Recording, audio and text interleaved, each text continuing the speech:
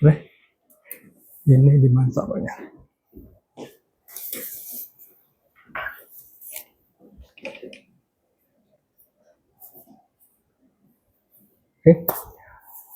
Oke ya. Next slide. Ya, ini ada yang terkait sama presentasi sebelumnya yang tidak dibacakan. Oke, bab pertama adalah manusia dan agama Islam. Kemudian di pembahasan pertama itu yang belum dibacakan adalah manusia dan agama. Ya, jadi manusia itu perlu sesuatu yang disebut agama. Ya, sampai kepada pilihannya itu sebagai Islam, manusia itu perlu agama. Kalau di kita itu di KTP. Kalau dia enggak di KTP, manusia itu perlu sosok atau sesuatu yang disebut sebagai agama yang ada kaitannya dengan Tuhan. Ya. Jadi secara hasrat, secara kebutuhan dasar, orang itu perlu sesuatu. Ya. Kalau sampai dia bilang bahwa dia itu tidak beragama, itu adalah pilihan bahwa dia itu beragama yang tidak beragama. Ya, paham gak nih maksudnya? Ya, jadi nggak harus disebut agama, dia perlu sesuatu.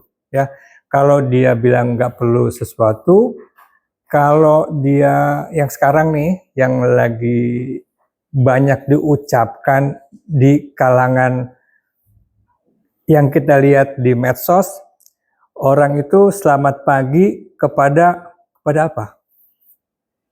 Kepada apa? Sekarang, bahasa sekarang nih. Hah? Kepada apa? Hah? Kepada apa? Selamat pagi dan terima kasih kepada semesta. Ya, tanpa dia sadari bahwa semesta itu bumi dan isinya itu ada operatornya. Ya, kalau kita di lingkungan kita ini yang ada operatornya itu apaan?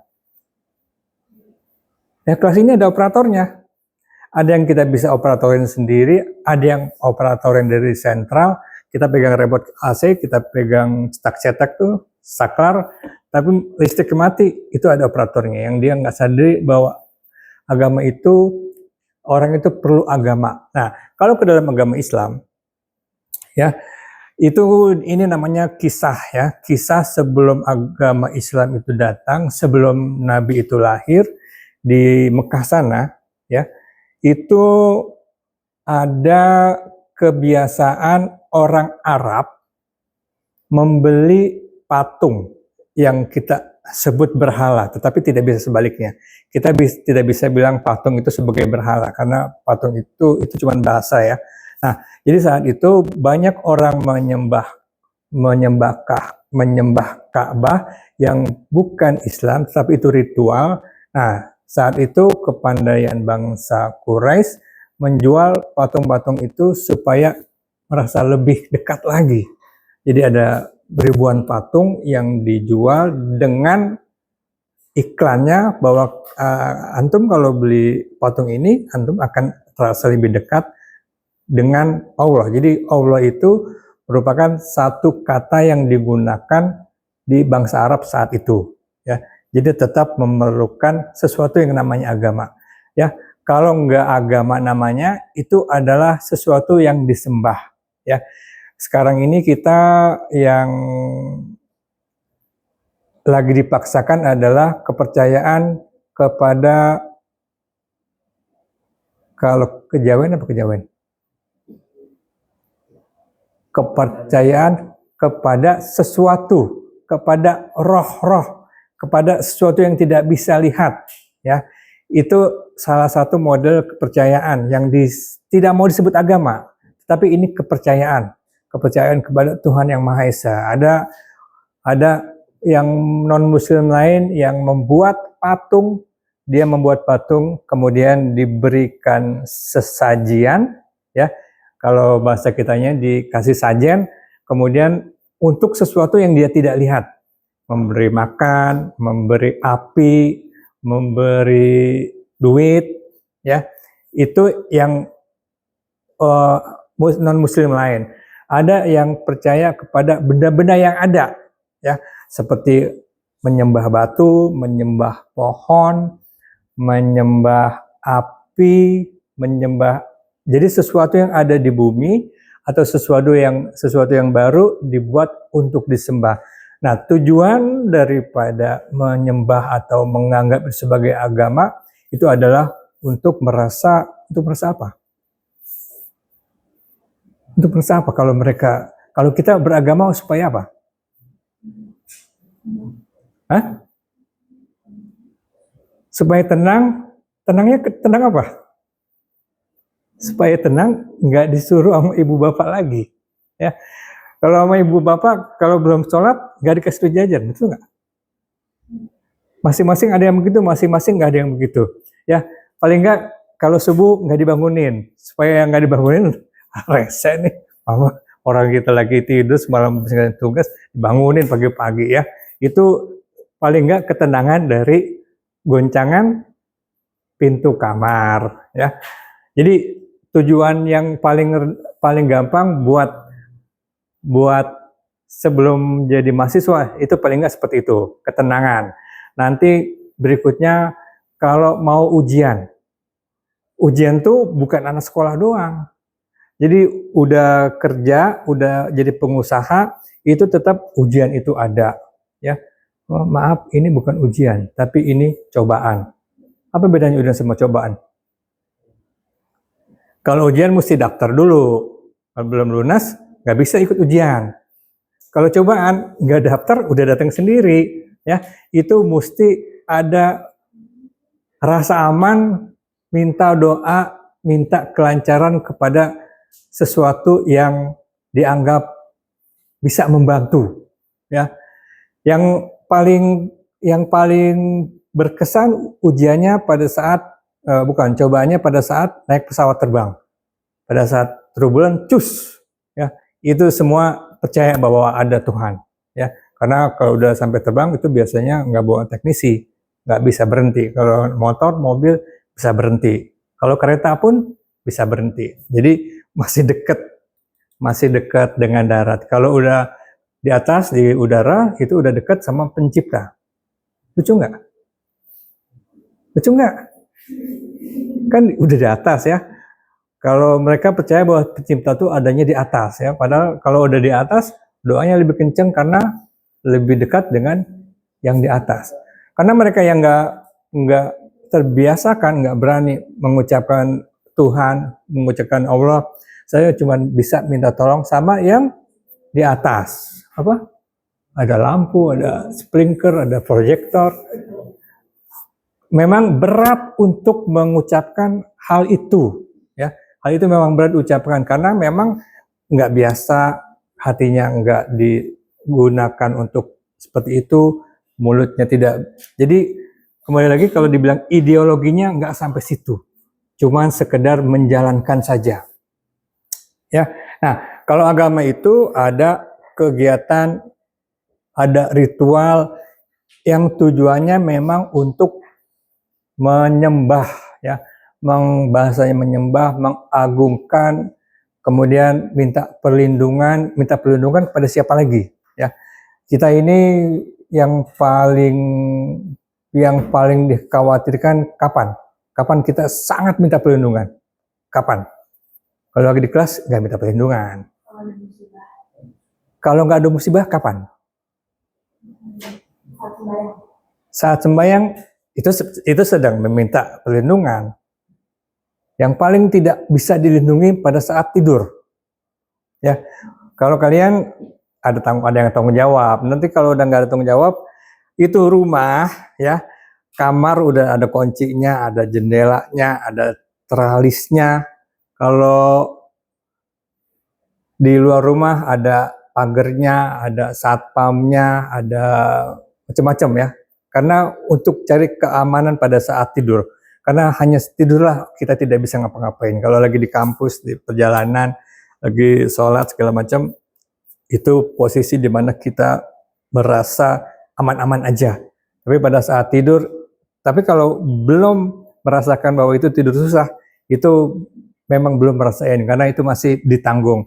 Kecuali di sini nih ngulang lagi ngomongnya, kecuali ada anak gunung.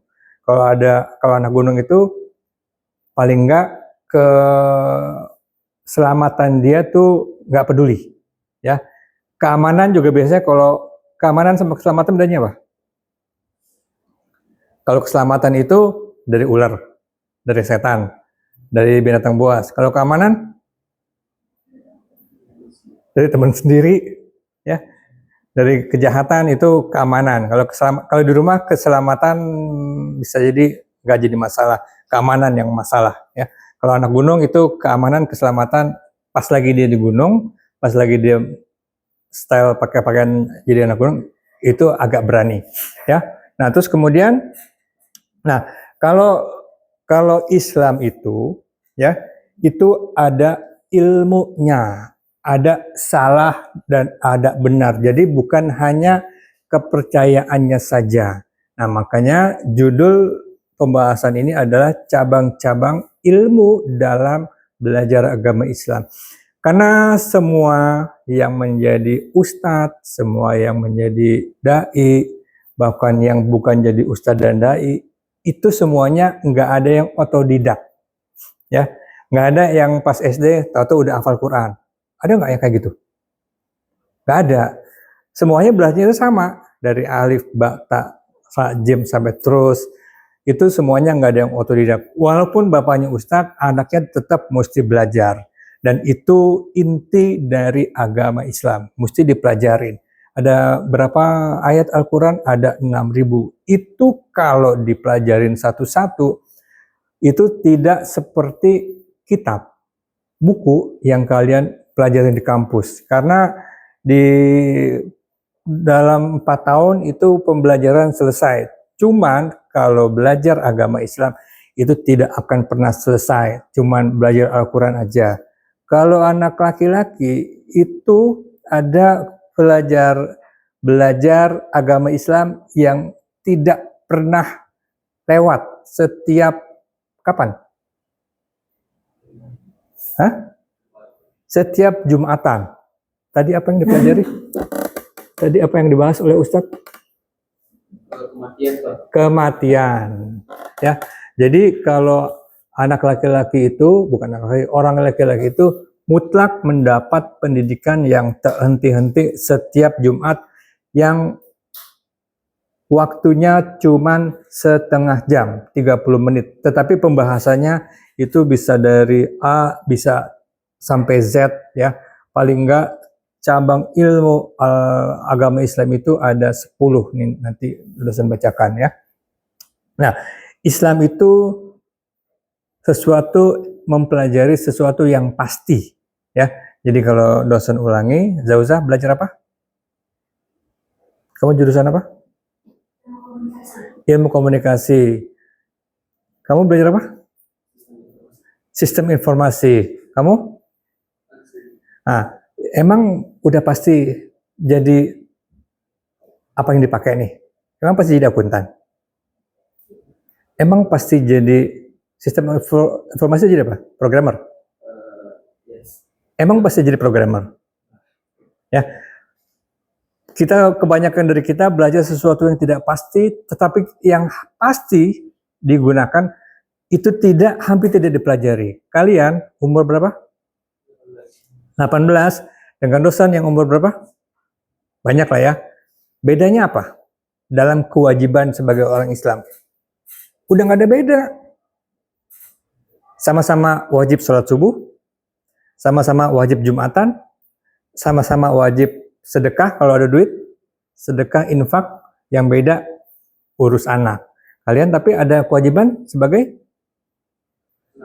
anak. Jadi timbal balik, kalau yang udah punya anak, urus anak, yang nggak punya anak, yang belum jadi punya anak, ngurus orang tua, timbal balik. Apalagi? Kewajiban nyari rezeki, nyari nafkah? Kok belum? Mereka yang tidak kuliah itu udah wajib. Kenapa kalian nggak wajib? Karena ada yang jamin, ya. Karena itu bukan pilihan masing-masing, tapi itu kondisi, ya. Berbeda dengan yang perempuan. Nanti bahasnya nanti aja, ya. Jadi Islam itu membahas kehidupan dan kematian, karena tidak ada jaminan. Tadi bahasnya kematian apa, Ramzi? Beruntung orang yang selalu ingat mati. Oke, ya. Jadi mati itu nggak ada batasan. Yang umur 18 sama yang umur 54, kapan matinya? Bukan, emang nggak ada yang tahu, tapi memang nggak pasti, ya. Tapi pasti itu, ya. Kewajiban untuk menjalankan agama Islam itu pasti, ya. Dan itu yang harus dipelajari. Kewajiban menjadi akuntan, menjadi Vkom ya. Menjadi Vkom itu sesuatu yang tidak pasti. Jadi gampang aja belajar akuntansi, belajarnya tentang perusahaan. Pas nanti lulus kesempatan kerjanya berbeda. Oke, berikutnya. Ya. Nah, jadi kenapa Islam itu perlu diajarkan? Jadi ada satu pembahasan Islam al-Umi al-Madrasatu. Al-Umi al-Madrasati, ya, soal bahasa Arab. Pokoknya artinya secara hakikat belajar pertama itu adalah dari ibu. Tapi nggak semua ibu menguasai banyak ilmu agama Islam. Itu makanya Islam itu harus dipelajari, ya.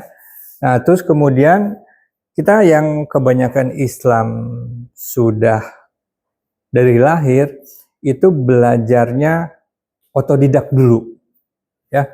Kalau umur 2 tahun, umur 3 tahun melihat orang tuanya sholat, ya, nggak juga diajarin nih, Neng, bacanya Al-Fatihah ya, 1, 2, 3, 4, Bismillah, seterusnya. Belum tentu juga ibunya bisa ngajarin, jadi harus dipelajarin. Ya, kemudian sholat sama itu adalah rukun Islam yang menjadi bukti dia Islam itu cuma satu, ya, pada saat dia sholat saja. Kalau bukti bahwa dia Islam, di mana buktinya? Kalau yang perempuan ya kelihatan pakai kerudung. Kalau laki-laki, emang pernah ditanyain KTP? Hari ini berapa kali nunjukin KTP? Gak pernah. KTP hanya berlaku di Indonesia. Besok mau ke bandara luar negeri, di paspor ada agama nggak? Nggak ada, ya. Jadi bagaimana membuktikan bahwa saya Islam selain fisik, ya, karena di sisi lain juga ada yang menggunakan tutup kepala tapi bukan kerudung, ya. Kemudian jadi yang membuktikan bahwa kita Islam itu cuma pada saat kita sholat, pada saat kita puasa. Buktinya apa? Mulutnya bau, rek puasa. Nggak begitu juga, ya. Pada saat rukun Islam yang keempat, memberikan zakat, infak, sedekah, itu justru nggak boleh diperlihatkan. Rukun Islam kelima, gimana buktinya? Nggak perlu juga dikasih gelarnya, Haji Muhammad Ramzi. Wah, udah hak nih, ya. Itu hanya untuk orang-orang yang pengen terlihat. Padahal pas lagi pergi hajinya kayak kemarin ini, ya, cerita 2025, banyak yang pergi ke Arab, tetapi di sana dia tidak dapat izin untuk melaksanakan haji, ya. Ya, ada 2 artis, nggak usah disebut namanya. Dia sampai sana nggak bisa masuk ke, kalau dibilang nggak bisa masuk kawasan haji, karena memang sekarang lebih ketat lagi aturannya, ya. Coba dibuka halaman 5 dan 10-nya apa yang tertulis, biar nyambung. Ibu yang mana, Pak? E-book yang studi Islam di ya, betul judulnya. Bukan e-book yang buatan saya. Oh, buat. Ya, Halaman 5 bahas apa?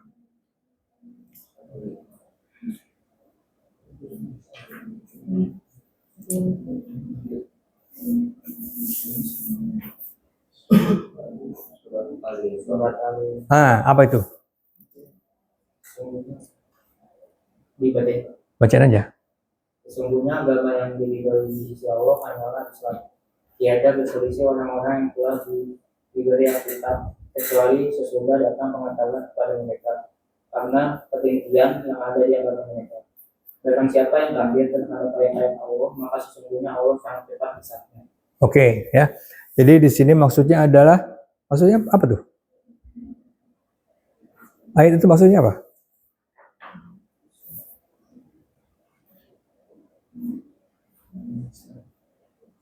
Oke, skip.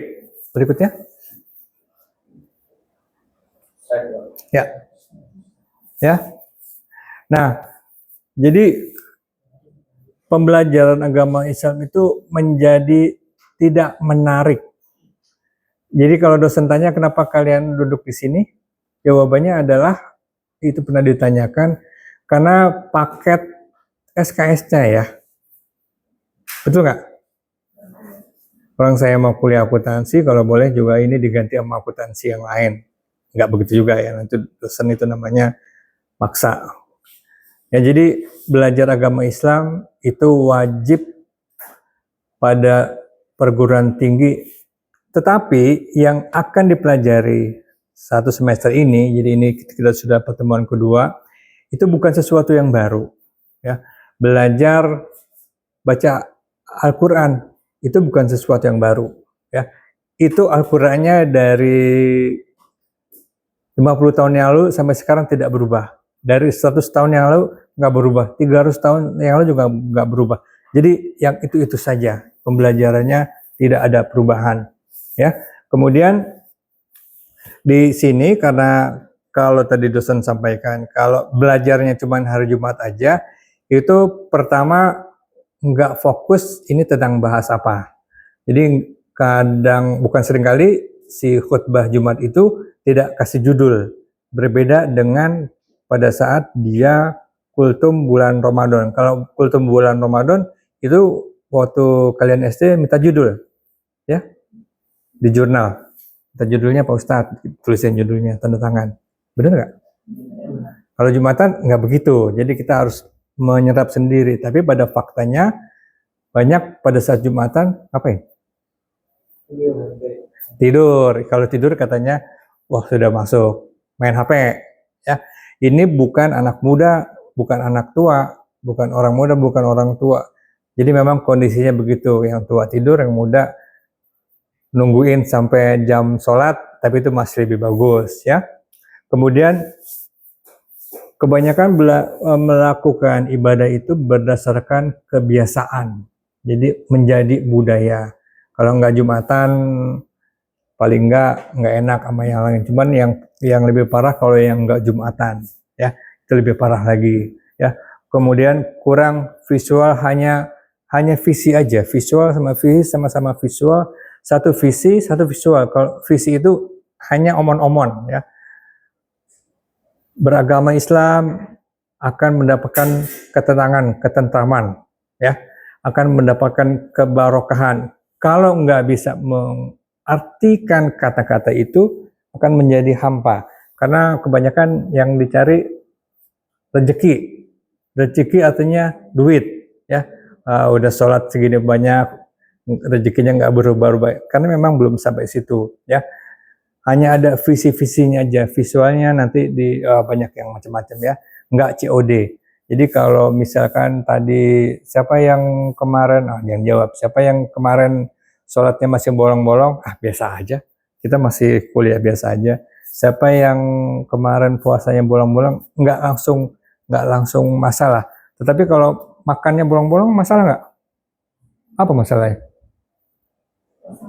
Asam lambung, ya. Jadi lebih takut sama makan sama atau tidak dengan makan. Berikutnya, ya. Nah, apa yang akan dipelajari ini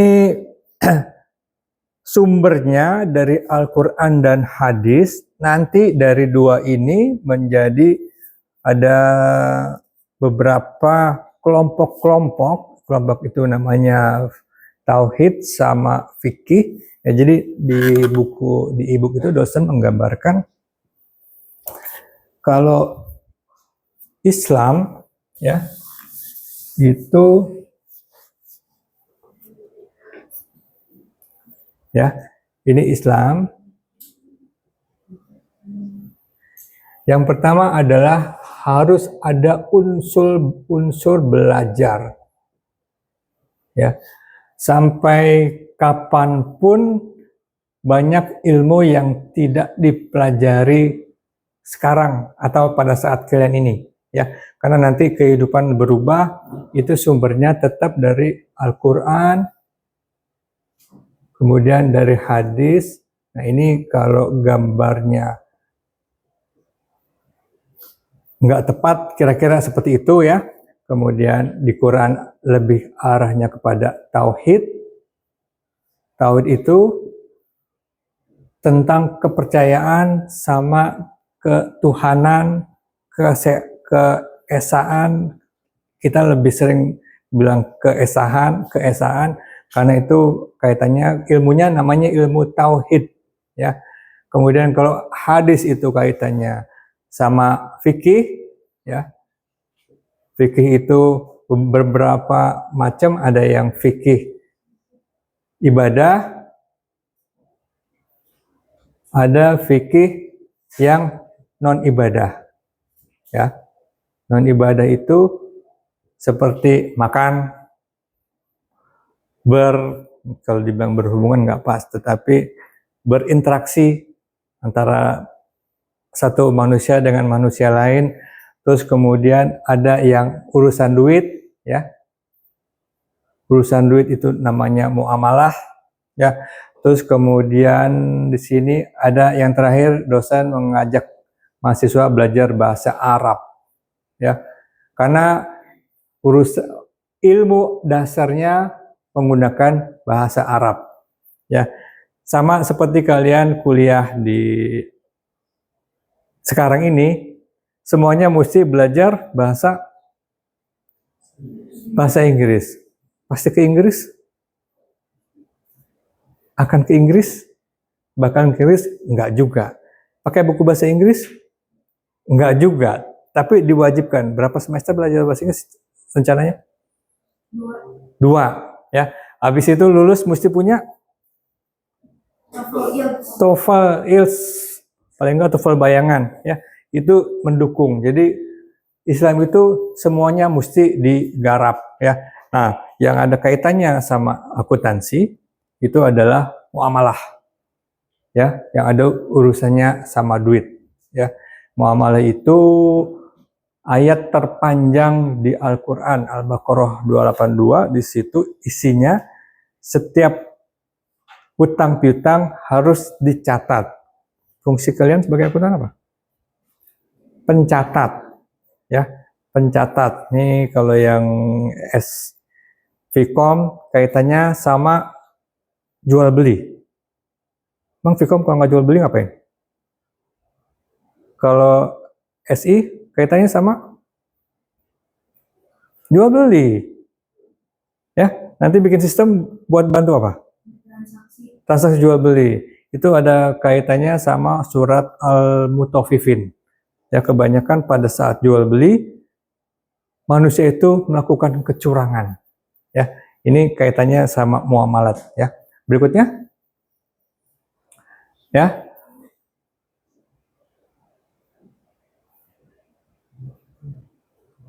Oke, ya.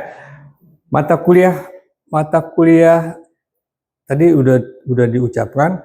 Kalau kuliah itu cuman urusan sampai buat jaminan kapan kalau kuliah? 4 tahun?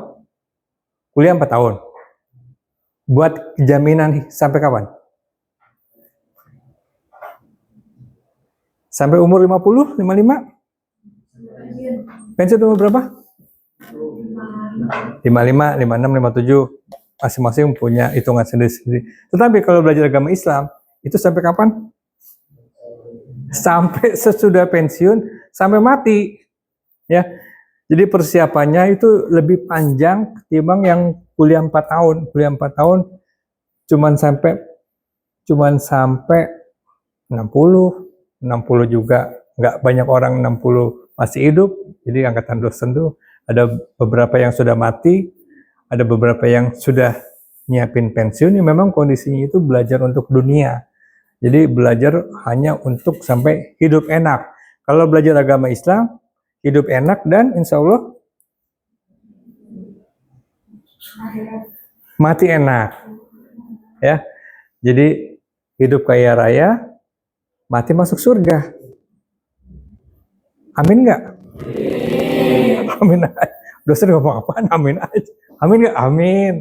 Ya, oke. Terus, jadi kalau kuliah cuman jurusan sampai selesai. Kemudian, apa lagi?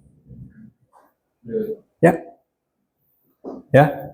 Ini pertama belajar Al-Quran. Jadi Jumat depan belajar tentang Al-Quran. Al-Quran itu di e-booknya itu membahas tentang, tapi dosen nggak mempelajarin nggak mempelajarin cara baca Quran yang lebih tinggi lagi. Jadi tadi ada mahasiswa spesial yang sampai tahap lancar. Sampai tahap lancar itu akan hilang lagi dan kalian juga bisa hilang lagi kalau nggak dibaca secara rutin. Kalau diminta baca setiap hari kayaknya bukan FEB ya, bukan Vkom, bukan SI, diminta untuk baca Quran tiap hari. Itu bukan fakultas kita, bahkan juga bukan kampus kita.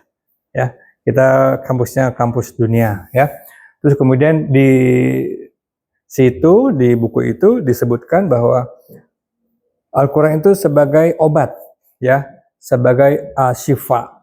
Bagaimana obat itu bisa bermanfaat kalau nggak dimakan obatnya? Al-Quran itu sebagai Al-Furqan, sebagai pembeda. Al-Furqan itu membahas orang yang hidup. Hidup itu kapan? Kapan mau itu hidup?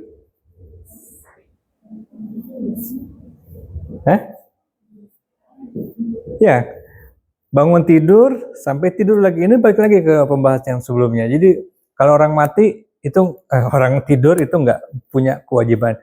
Kenapa bisa dibilang dia mati? Apa doa pengen tidur?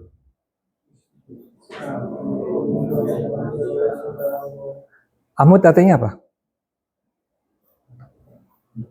Mati. Ya, bangun tidur. Doanya apa? Amatana artinya apa? Mati. Amut, amatana, mamati, itu artinya mati. Jadi kalau udah tidur, lagi tidur dikasih apapun, kalau tidur beneran ya, dia nggak bisa ngapa-ngapain. Jadi tidur ya. Terus kemudian kalau menurut Ustadz Adi Hidayat, kalau yang belum ke Quran banget, itu kita tes. Siapa yang lahir tanggal 10? Apa surat ke-10? Mulai tanggal berapa? Apa surat ke-16? An-Nahl. Ini berarti udah terkait nih, udah bahasa kalian udah relate. Ya. Kamu lahir tahun berapa? Tanggal berapa? 22. Surat ke-22? Nggak tahu ya. Nah, terus kemudian, nah kalau ini dosen udah nulis, jadi udah ketahuan. Surat ke-86. Surat 86 apa? Nama dosen. Tahu kan? Surat At-Tariq. Ya. Terus kemudian artinya datang beberapa nama sudah dijadikan Islam karena bukan karya kita sendiri, ya. Kita menjadi Islam ini karena didoain sama nenek kakek kita, ya. Mereka yang dinamakan menjadi nama agama Islam, yang ada kaitannya sama Islam, memang udah didoain dari sono.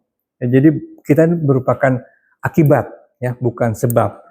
Kita yang dinamakan siapa yang nama Islam di sini? Cuci tangan biar dosen nggak nunjuk. Yang dinamakan nama Islam Muhammad, ya. itu didoakan. Dinar, apa artinya? Dinar artinya apa, Din? Uang emas. Ya, jadi itu udah dikait-kaitkan sama sesuatu yang ke Arab-Araban lah ya. Nah, selepas membaca, jadi pembahasannya cuma sampai membaca, terus kemudian sesudah membaca ada next level. Next levelnya itu udah membaca, ngerti tajwidnya, ya. Tajwid itu minimal ada 3. Pertama, keluarnya huruf. Jadi kalau masih belajarnya Iqra, perbedaan antara sa sama sya sama sol itu belum sampai pembahasan. Bahkan pembahasan khop, kho sama ka itu juga di skip ya. Kalau udah sampai tajwid itu ditingkatkan. Terus kemudian hukum ketemu huruf antara nun sama ya, nun sama ba, itu namanya tajwid. Kemudian kalau tafsir itu juga sesudah tajwid ada tafsir ya. Ini ya, apa bedanya antara qol ya sama nih, ada yang udah sampai level tinggi nggak nih?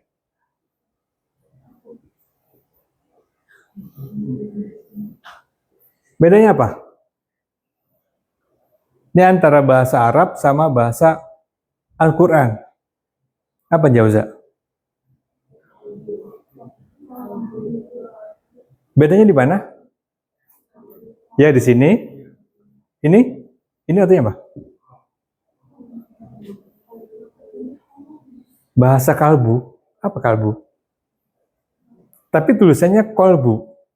Apa artinya? Kalbu artinya apa? Coba Google 2 menit. 1 menit. Biar nggak ketedosen nih. Coba Jauza yang cepet. Kalbu berarti jantung atau hati. Oke. Oke. Satunya? Kalau Hah? Kamu pakai bahasa Indonesia atau pakai huruf Arab nih? Kalau pakai huruf Arab ketemu. Jadi mesti pakai huruf Arab. Nah, kalbu itu anjing. Ya. Jadi ini kan kita bahasa Indonesia nggak pernah pakai Q, ya. Ada bahasa Q pakai konsonan? Kiura-kiura kayaknya lebay ya, kura-kura. Tidak pakai K. Ada juga bapak cakep pakai CK. Bapak itu juga nggak lazim karena bukan bahasa Indonesia. Kalau pakai bahasa Arab ini beda. Ada satu lagi yang beda antara K sama Kaf itu adalah kul. Sama ini beda. Yang satu makan, yang satu ngomong, ya. Itu bedanya. Jadi kalau bicara saya makan, saya ngomong itu beda. Ya, terus kemudian bacaannya mesti tafsir, ya. Menafsirkan itu ada di Indonesia ada 30 penafsir yang pernah ada. Artinya udah banyak yang meninggal juga. Ya, menafsir itu mengartikan beberapa ayat Al-Qur'an dengan arti yang benar. Kemudian seperti wal asr. Artinya apa? Hah? Ya, nggak apa-apa. Demi waktu asar. Ini agak baru dengar nih. Sebenarnya dosen pengen nanya lebih bilang wal asri artinya apa? Artinya demi waktu asar. Ini dari mana? Siapa yang ngajarin nih? Padahal pertanyaan keduanya kalau udah betul apa artinya asar? Oke, nggak usah dibahas karena demi masa. Nah, terus sholat asar artinya apaan? Sholat asar artinya apaan? Sholat masa. Kalau waktu kalian TK, kalian SD kelas 1, kelas 2, wal asri artinya apa? Artinya siap-siap pulang. Yang tidak bisa baca wal asri tidak boleh pulang. Anak-anak kita selesai sekolahnya baca wal asri. Sekencang-kencangnya wal asri. Bismillahirrahmanirrahim wal asri. Yang paling kencang pulang duluan, ya. Ini beda kan sama dosen? Dosen SD-nya SDN. Jadi kira-kira seperti itu. Terus kemudian belajar Al-Quran atau mempelajari Al-Quran tidak cuman buat konten. Ya, sekarang ini beberapa pembaca Al-Quran buat konten ya. Tapi masih bagus. Kontennya konten yang bagus-bagus, atau bukan buat lomba atau buat musabakoh ya. Itu punya arti lain. Ini kayaknya banyak deh. Coba berikutnya. Tujuan ke baca Al-Quran. Nah, ini ada satu kisah. Dia ahli Al-Quran, tetapi dipastikan dia masuk neraka. Ini namanya siapa ya? Ini sahabatnya Nabi justru. Kalau di awal tahun 1900, ada orang Belanda namanya Skok kalau nggak salah. Yang presentasi Al-Quran sampai situ nggak mempelajarinya? Skone atau Skok. Dia itu belajar Al-Quran, dia dari Belanda, kuliahnya jurusan teologi, disertasinya tentang teologi Islam, dia sampai ke Arab, mempelajari segala macam tentang Islam, dan dia dikirim ke Indonesia, tapi tujuannya bukan untuk jadi orang Islam, dan dia sendiri juga untuk memecah belah bangsa Aceh. Ya, itu kalau dia tidak mendapat hidayah, dia punya ilmu tapi tidak berguna buat Islam, ya. Kemudian bukan buat belajar Al-Quran, bukan buat ngetop, ya. Siapa misalkan Dafa? Siapa? Dia itu juara kampus kita, ya. Juara Al-Quran. Tidak seperti itu, tapi untuk hidup, ya. Berikutnya. Kemudian, nah ini masuk kepada sumber belajar masa kini. Jadi kalau belajar sekarang ini, kalau belajar agama nggak usah sampai kampus-kampus 24 jam, sekarang ini gratis ya. Kalau sebelumnya 24 jam bisa baca buku, sekarang 24 jam bisa sambil tidur, bisa sambil lari, bisa sambil jalan, ada YouTube, ada podcast, ada segala macam ya. Kalau zaman sebelumnya itu agak susah. Berikutnya. Terus kemudian belajar hadis ya. Hadis itu totalnya itu ada sekitar 8.000 dari satu periwayat doang. Ini lebih lama lagi ya. Jadi kalau kemampuan atau kapasitas orang itu belajar dalam satu pekan itu cuma sekali. Belajar akuntansi sepekan berapa kali? Satu mata kuliah, satu ya. Belajar agama juga begitu. Jadi kalau belajar Al-Quran itu satu surat oleh satu ustadz 1 bulan nggak selesai. Karena pembahasannya perlu kanan kiri, depan belakang, atas bawah, nggak pernah selesai. Ya. Kemudian ini nanti untuk hadis kalian diminta untuk membacakan satu hadis yang nanti belum ditaruh di Google Drive ya. Berikutnya. Nah, kalau paling gampang mempelajari agama Islam itu tahu larangannya. Karena kalau tahu aturannya itu bisa banyak, bisa abstrak. Yang pasti kalau untuk non-ibadah itu tahu larangannya. Kalau yang ibadah itu tahu ketentuannya, tahu permintaannya, tahu juklaknya ya. Kalau sholat subuh berapa rakaat? Biar lebih afdol. Bisa 4 rakaat? Nggak bisa. Itu sholat sunat. Ya. Kalau bangun tidur kesiangan, boleh langsung sholat subuh? Mesti bagaimana? Nggak kodok. Wudhu dulu. Jangan langsung sholat. Kalau gitu berarti nggak tahu aturannya. Ya. Mesti wudhu dulu. Berikutnya. Dan ada ketentuan manusia dan lingkungan, manusia aturan itu namanya akhlak. Jadi belakangan itu ada namanya Islamic Index. Kemudian Islamic Index itu yang paling tinggi adalah negara New Zealand. Karena dia dibilang sangat islami. Dilihat-lihat yang dinilai cuma akhlaknya aja. Emang begini orang Islam itu, apa bedanya kamar mandi umum sama kamar mandi masjid? Apa bedanya? Hah? Kalau kamar mandi umum bayar dan nggak bau, kamar mandi masjid bau dan nggak bayar. Itu akhlak itu, ya. Itu bukan ibadah, itu kegiatan. Tapi nanti dibahas bagaimana akhlak itu menunjukkan bahwa kita itu Islam. Ya. Jadi dosen ada cerita sekitar 6 tahun 2019 dosen ada yang neraktir pergi ke salah satu kampus di Vietnam. Vietnam itu kan bukan negara Islam, bukan negara Kristen, tapi dia negara komunis. Dan di saat itu dosen ke WC. WC-nya nggak bau, bener-bener nggak bau. Ya. Jadi itu perbedaannya antara, oke, berikutnya. Berikutnya apa? Ini ya beberapa pandangan Islam itu tidak pakai logika, tapi pakai ketentuan. Ya, contohnya adalah makan. Ya, makan itu kalau menurut ketentuan umum itu pakai sendok, pakai sumpit, pakai garpu, pakai pisau. Sementara kalau penelitian orang Jepang, makan yang baik adalah pakai tangan. Ya, Islam itu sudah makan pakai tangan, tapi kayaknya enggak deh kalau punya teman kita makan pakai tangan ya.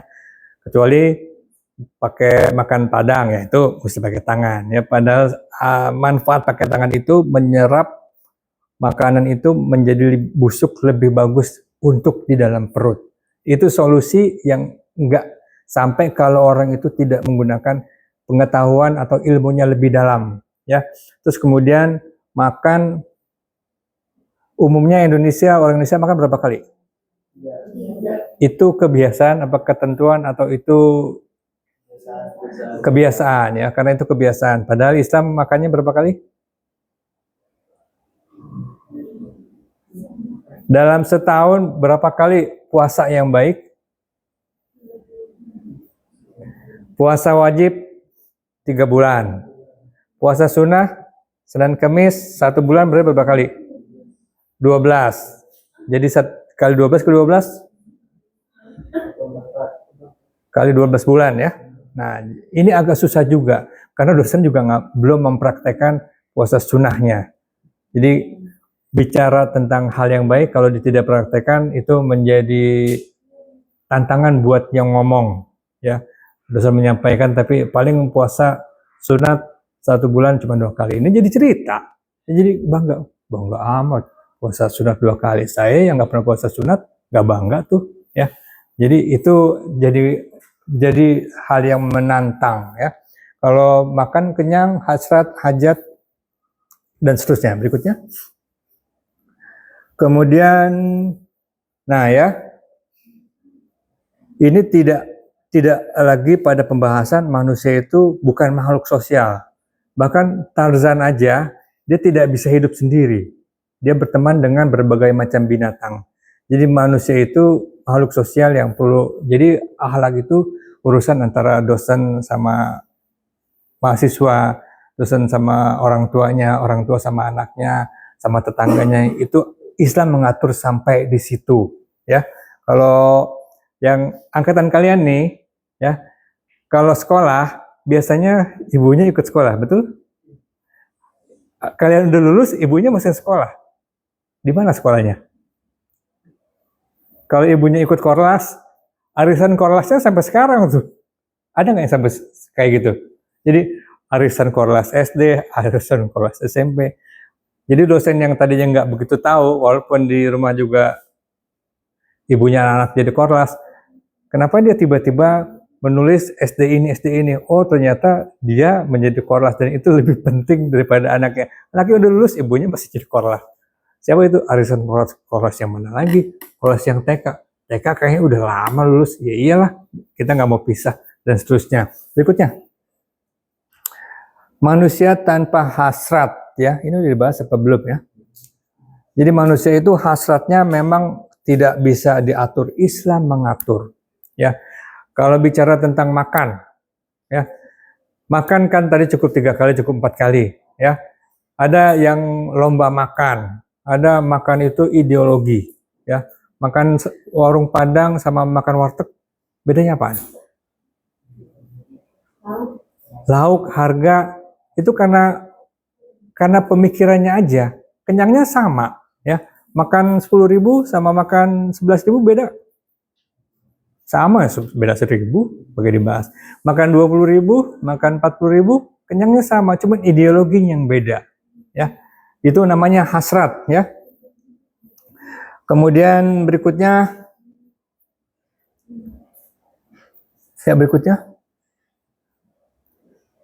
ya ini tadi sudah dibahas. Nah, Islam itu kalau bahasa kerennya itu ada namanya time management. Ya, Islam itu sudah mengatur kapan waktu yang tidak boleh tidur, kapan yang baik untuk tidur, kapan baik yang untuk belajar, kapan untuk mandi, ya. Kalau mandi itu buat laki-laki kapan sunahnya? Hari Jumat sunat mandi. Wajib mandi nanti dibahas, ya. Terus kemudian tidur itu yang bagus sesudah Isya, bangun jam 3, jam 4 itu sudah diatur. Ada waktu yang tidak boleh tidur sesudah asar, sesudah subuh, gimana mau sesudah asar kita masih kuliah, ya. Terus kemudian qalilullah tidur sesudah atau sebelum zuhur, itu biasanya kalau bertambahnya usia itu akan sedikit-sedikit ngikutin. Jadi kebanyakan Islam itu, orang itu menjadi Islam pada saat udah tua, ini kayak dosen juga, ya. Oke, berikutnya akhlak ini. Nah, Islam itu terkikis tidak dari ibadahnya, jadi dari kebiasaannya. Jadi kebiasaannya itu nggak apa-apa dia kepercayaannya beda, yang penting kebiasaannya mesti sama dengan kita, ya.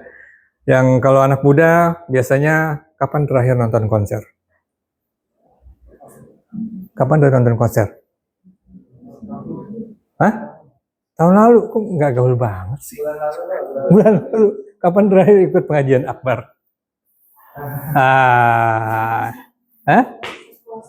Pas puasa bukan akbar, itu pengajian di komplek doang. Pengajian akbar itu nggak perlu dijelasin, ya. Artinya ramai sekali. Kalau konser, ya itu jadi kebanggaan. Kapan terakhir? Minggu lalu. Ngapain? Nganterin ibu saya. Ya terpaksa saya ikut. Oke, berikutnya. Kemudian ini tadi sudah. Kalau yang terakhir, terlahir dengan Islam, ya. Terlahir dengan Islam, itu mestinya anjay sembarang nggak dipakai itu. Itu omongan orang jadul, ya. Berapa kali ngomong anjay hari ini? Anjay, anjrit itu menjadi bahasa yang normal, ya. Kalau di Jawa nggak ada orang ngomong anjrit, ngomong anjay, adanya asu, ya. Jadi itu ngomongin yang biasa, ya.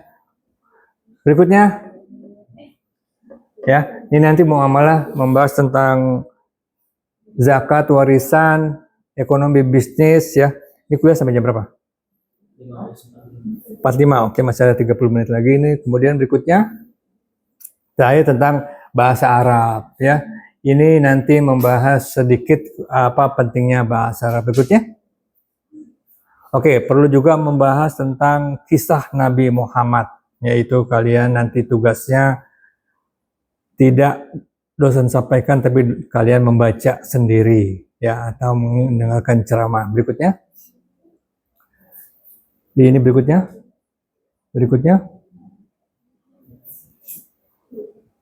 Ini tidak usah, ya. Berikutnya, oke, selesai. Tolong dimatikan.